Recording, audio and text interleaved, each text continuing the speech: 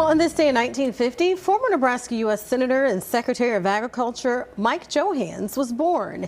He's actually an Iowa native growing up in Osage. Johanns' decades of public service includes serving as mayor of Lincoln before leading Nebraska as governor from 1999 to 2005. Then President George W. Bush appointed Johanns to serve as Ag Secretary, a role he would hold until 2007.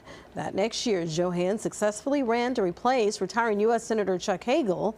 He would not seek a second term and was succeeded by Ben Sasse.